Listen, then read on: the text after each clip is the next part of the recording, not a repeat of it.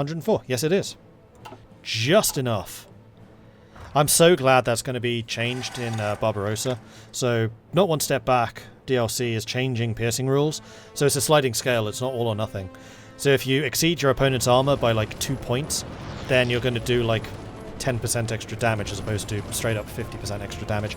But here's a surround. The Russian tanks this time have been surrounded by the German tanks. They're desperately trying to find a way through. But right now, the German heavy tank in this position is holding. And the Russian heavy tanks are out of organization, and if these Ukrainians came in and helped out with the assault on these guys and just reduced their organization, then this could be a very, very dangerous position for Russia, where they're about to lose one of their heavies. But the Russian heavies are coming in. They are sending in 12 divisions of Indian infantry to try and push these heavy tanks. The Germans have seen the opportunity and have moved in additional troops. Russia, meanwhile, seeing an opportunity to push here, are outside of Mogilev, and once they push there, then maybe they can push straight across the river against these weakened units. But at the moment, it is not looking like that's going to happen. And here we go, one of the towers has been lost, and every time one of these units is out of organization, they are dead. And we're going to be watching this unit of Russian heavy tanks go away. Whoa, okay, we'll need to check that in a minute, because Rio de Janeiro is in Brazil. This heavy tank is now in the fight. There are 2 Russian heavy tanks, in fact, not just the one, as I thought was. Oh no, those are German. Russian. No, I'm not seeing the Russian. Iceland has just capitulated, but that is not the interesting thing. The interesting thing is the Chilean invasion of Rio de Janeiro. Chile, which of course is in the Third Internationale, having thus far been pretty much ignored, has gone and taken Rio de Janeiro with a unit that can barely call itself a unit at the moment. Brazil is rushing in some units, but I don't think that's actually going to be a danger. The danger here is the fact that Brazil now controls Iceland. Iceland has finally fallen to the Entente efforts, and that's going to be good for them.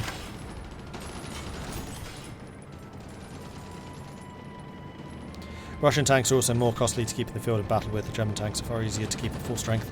True, because a larger portion of the German tank units are motorized. But I'm looking forward to seeing if they switch to mechanized. I think they should.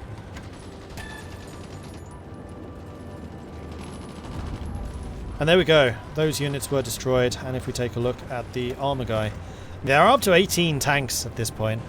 And Vasilevsky is gaining experience, although not nearly as much as the German counterparts have got. And I can hear there somebody building infrastructure en masse at the moment, trying to get... Oh no, Fars and Tehran, that's Iran. Oh, probably for the oil. Yeah, they're trying to secure the oil supplies. I mean, their own oil is good.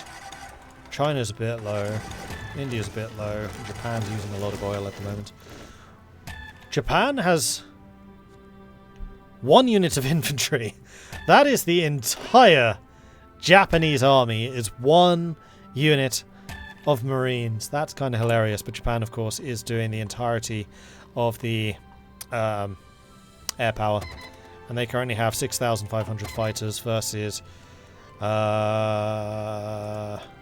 Austria's 6,700 fighters versus Union of Britain's 269 fighters. That's not Union of Britain. Who's their air controller? Have they just given up?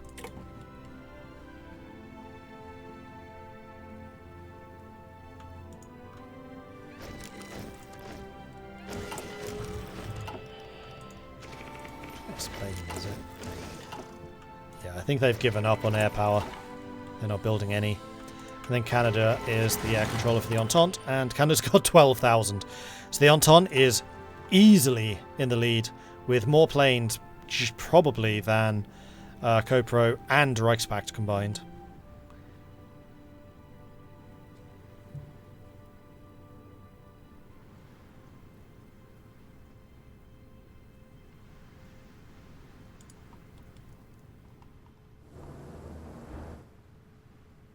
And Reichspakt are across the river again in their counterattack, potentially.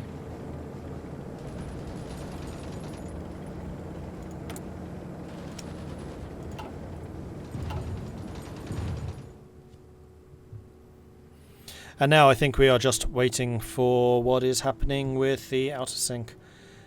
Entelgine, thank you very much for the follow. Welcome to the channel.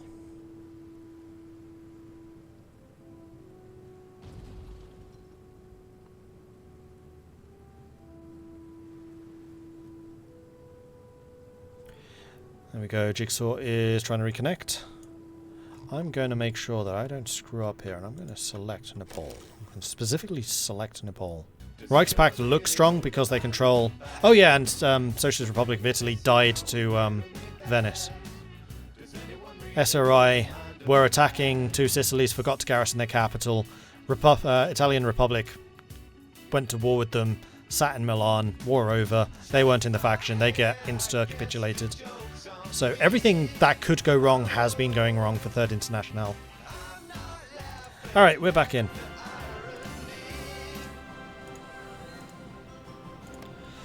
And the thing I was waiting for, heck yes, has begun. We have got the invasion of Britain. The thing which I was expecting to have happened ages ago is now finally happening. We have got the French motorized artillery marines in the south of England just dominating all of the units there. In the north we've got the American marines in from Iceland. We have got the Brazilian sharks also coming in from Iceland.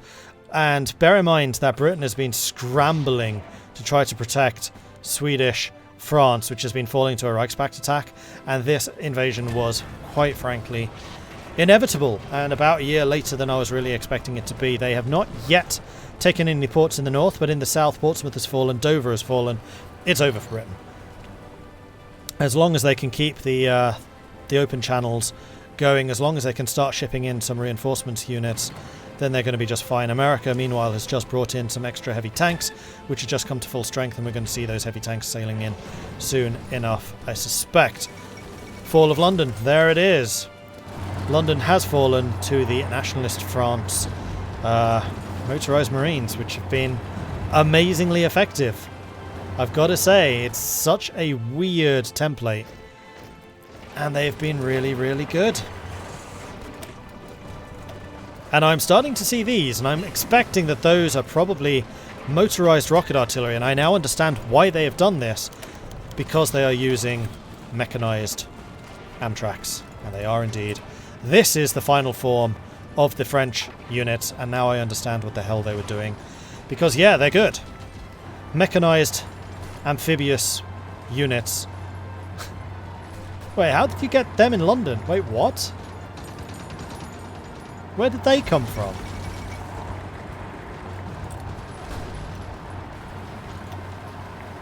Oh, is that a militia uprising? Yeah, that's probably an uprising that they can trigger.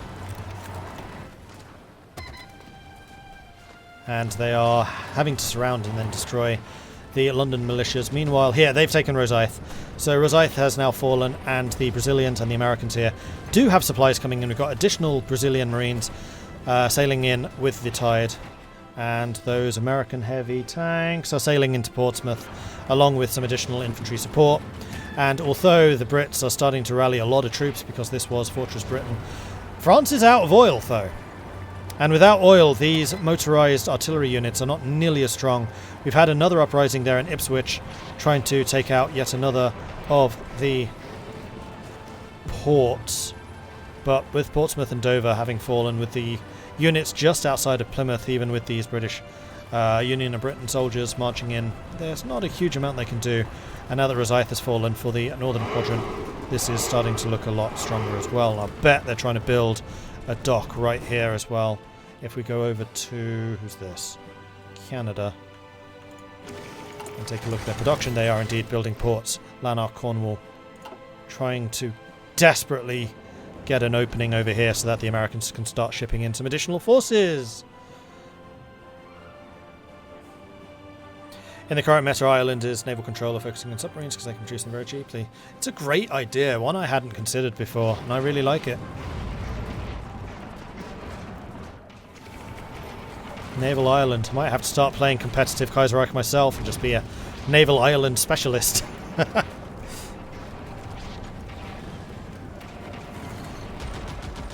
And there we go, Glasgow has fallen. We've got a nice little cut-off here. We've got the French heavy tanks stuck behind the line in northern Scotland. I'm imagining that oh no, Britain's not encircled. North Sea is not seeing any attention from any of the Canadian ships. What about the Americans? The Americans completely blockading. They're blockading everything except for the English Channel. But they are getting the North Sea. Oh no, they can't reach the North Sea. Wait, why can they not reach the North Sea? They have literal ports on it. With Rosyth. Okay, that's weird. But yes, they are, in theory, trying to surround... Oh, it's because their ships are not based in Ireland. They are based somewhere else. And here we go. The American heavy tanks have arrived. And then with the increased attack from that, they can do things. America's also starting to get mechanized of their own. And they're going to start buffing the American tanks with this. And we did say, if the Canadians can take over Britain and they get the British industry on their side, then basically the Reichspakt have the French and the Spanish industry and also the Italian industry, but the Entente now have British and Irish industry. This conflict has just become a lot more similar. We actually have a Russian surround in Gomel, but that's just a couple of infantry. Who was the Russian tank commander?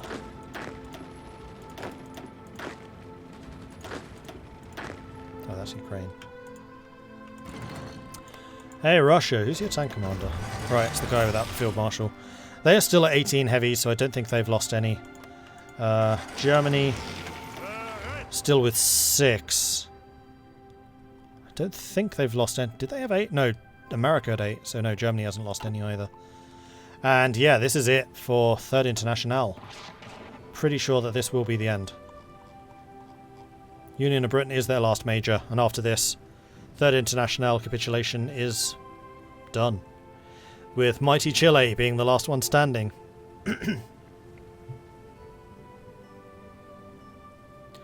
Will Kaiserreich be adopting the floating harbours that Vanilla is adding? Why wouldn't they? Yeah, I'd agree with that. Why wouldn't they?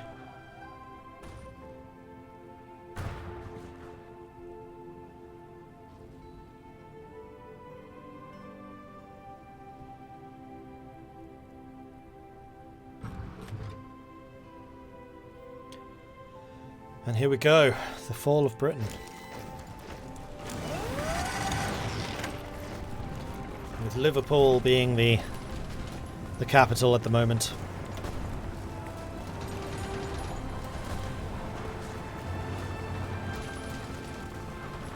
But they are 87% towards capitulation. Edinburgh has also fallen. After Liverpool goes, it probably goes to Manchester, then probably to Newcastle. And if you get Newcastle, Manchester and Liverpool, it's over. I think that's pretty much enough capitulation. Liverpool, Manchester has just fallen, Lancaster has also gone, and now it's just Liverpool.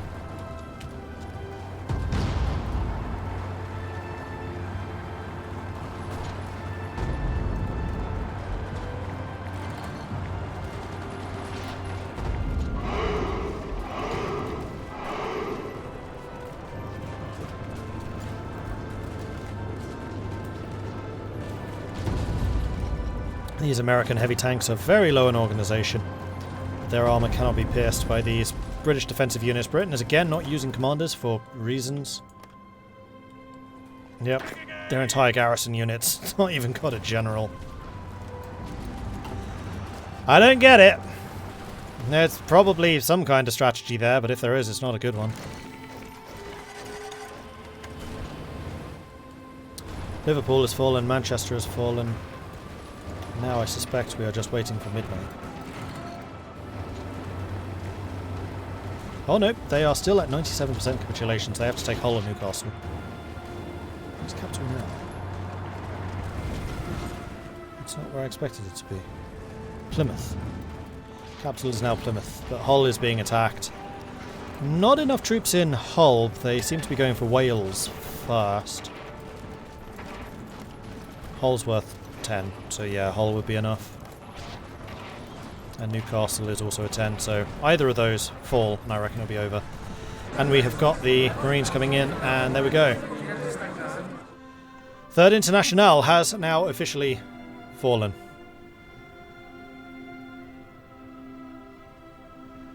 New UOB flag is good. I like it. I don't. I prefer the old one. It was clearer what it was. Especially with the flags being so small. Although I guess it was probably a bit too similar to the USSR's flag, so they added the green and the white stripe. I get that. That's fair.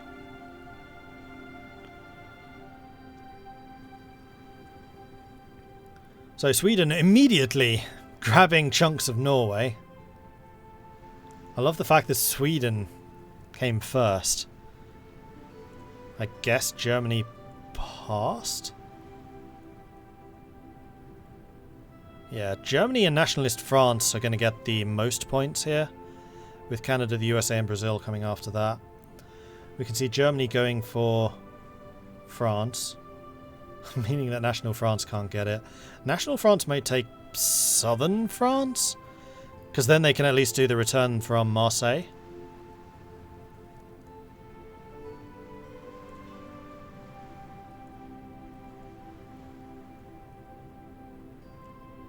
And now it's National France. They're probably having a bit of discussion. Do we go for Britain first and pass our points over to Canada, or do we actually try to take a bit of France?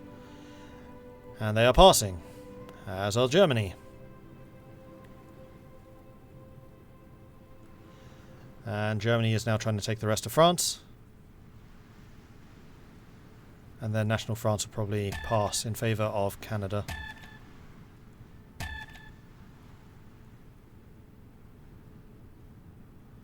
And Germany is now also taking Spain.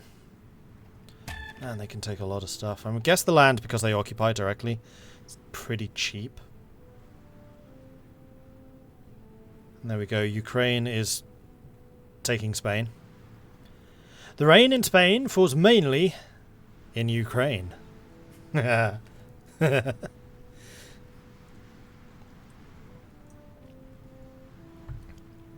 comedic mastermind. And weirdly happy with that one.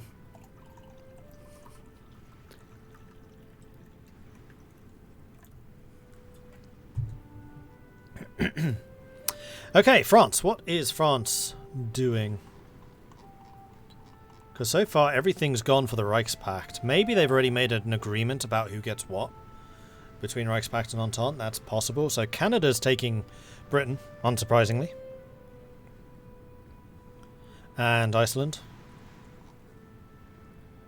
Right, so this will be showing at the top here.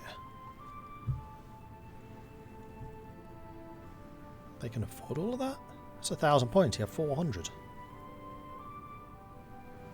They're probably just seeing how much it would cost them so they can do it in one go.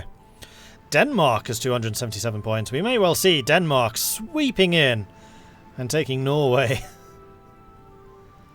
before Sweden can grab it. Because Denmark actually did a lot in this game. Denmark were everywhere.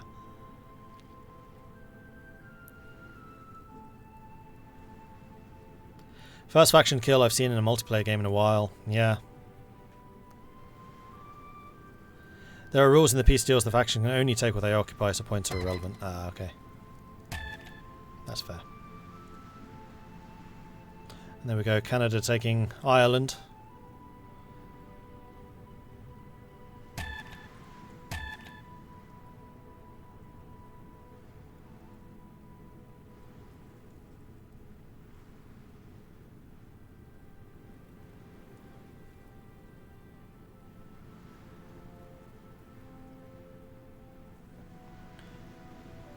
And France is taking Morocco. No, sorry, they're taking northern Morocco. Tangiers.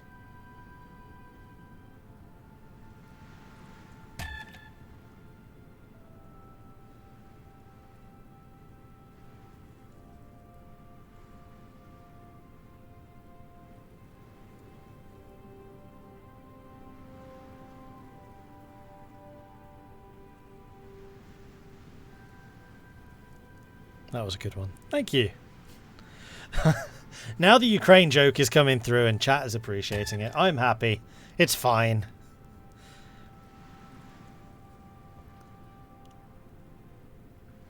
More like the rain in Spain has become germane. Except it hasn't. It's Ukrainian. Iberia was taken by Ukraine.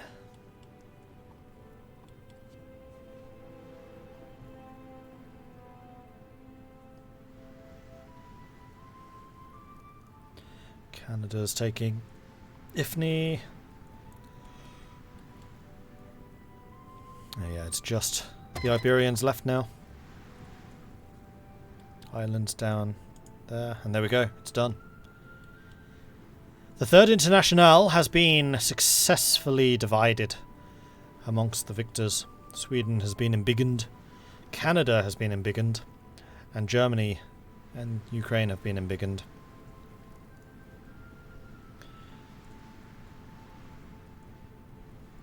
What's left? No one can make demands.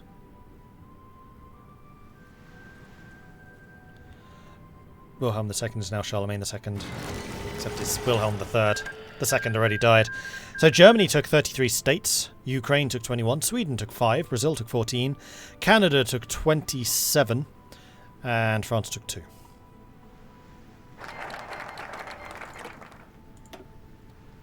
Chile was also annexed. By whom? Oh, Brazil. Didn't think they could do that, because nobody actually occupied Chile. Just joined, what is this? This is the Kaiserreich Weekly multiplayer tournament, in which one of the factions was just knocked out. So we are down to just 3. Co-prosperity sphere in Asia, the Entente in Africa, South America, North America, and now Britain. And then the Reichspakt, which is basically Europe at this point. Reichspakt probably going after Albania, because it's the only independent thing still in their territory.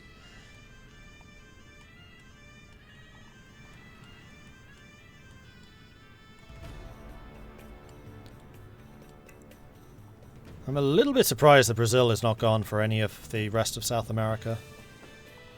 Maybe they're not allowed to. Because then it really would be just the Americas being in the Entente.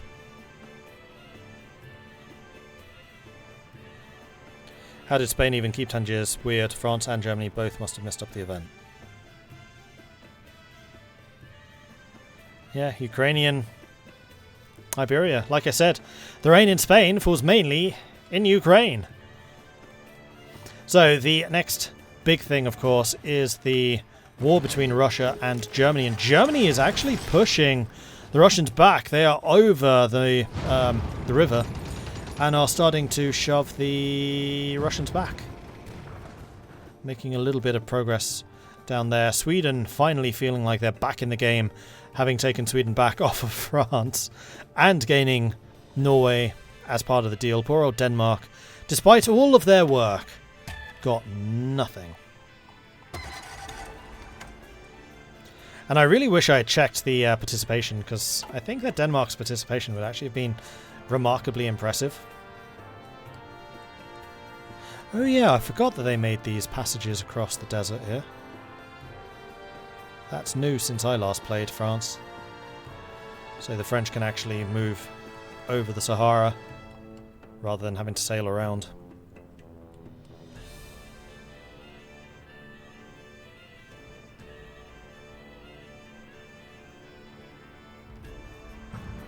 Fearful lag as everyone releases countries. Won't happen, they're all players.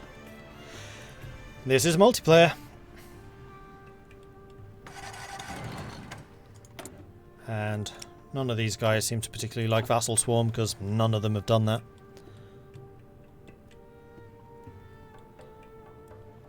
So, what is the Entente? Oh no, they released France. What is the Entente going to do next, I wonder? Oh, that's a surround.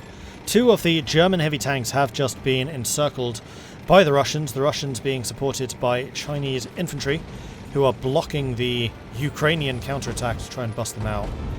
The Russians pushing against Khrushchev's German tanks. The Germans have managed to push out, but they may have just gotten even more of themselves encircled, as there is just a thin Ukrainian line without the river crossing holding against the Chinese infantry. The Russian tanks, meanwhile, continuing to attack on Khrushchev, and they basically just need to swing around the sides to counter this. Ukraine should probably want to push out and grab these territories. They just got to overrun against something. But at the moment, Ukraine seems to be holding that position, and Germany is able to hold just outside of Smolensk without any real problems.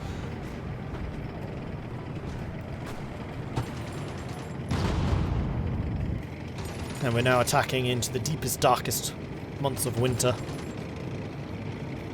which is actually not a terrible time to do tank battles, because it is much easier fighting in winter attrition than it is in mud attrition, because mud attrition, 70% damage, is kind of painful. And actually looking at this, I can see that Russia has lost one of their heavy tank divisions.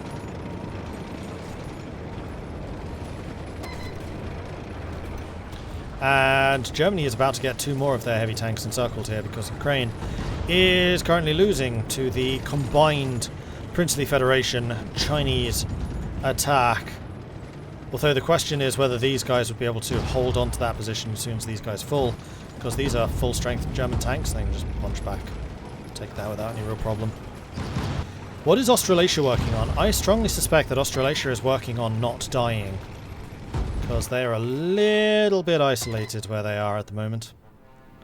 Kind of a similar way to Britain now.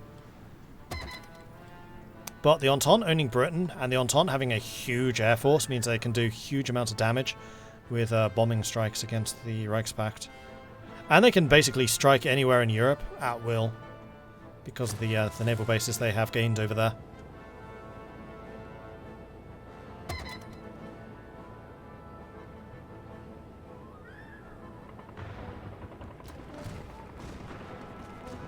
And yeah, true, you do lose war support and stability if you don't release countries, but so far the only one that we've seen released is France and...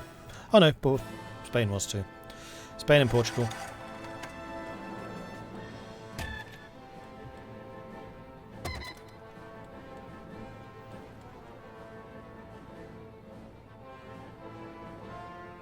Oh, that's an interesting Russian invasion. They're blocking off reinforcements to Finland from the north.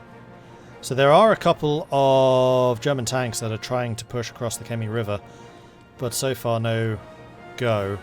Then I wouldn't be that surprised if we see a big Russian push from over here to try and sweep across, and then basically reinforcement for the Finns would have to come via Helsinki.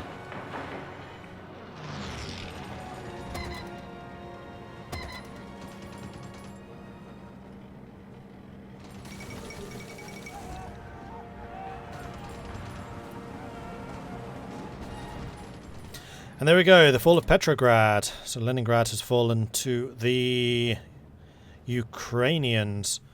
And is Russia able to adapt to this? Because Russia right now has no troops up here in the north at all. I forgot. I am seeing this from Russia's perspective. And they have nothing up here. Absolutely zero. Some of these Chinese units on the front might need to be pulled back to resist the Ukrainian-German attack here. We've got a Russian heavy tank just deployed in Moscow. And there we go, we have Chinese units pulling back from the front line to go and bolster the position up there in the north. Possibly some coming over here to help out the Russians against the German offensive.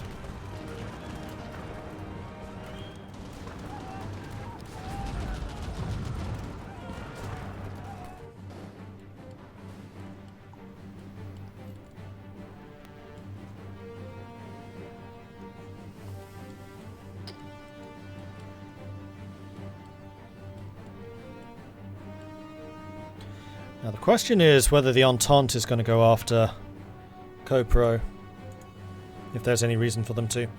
So at the moment, scores on the doors are Reichspakt is in first place with 10 points. Entente has leapt into second place with 7, leaving Third International and Co-Prosperity tied on 2.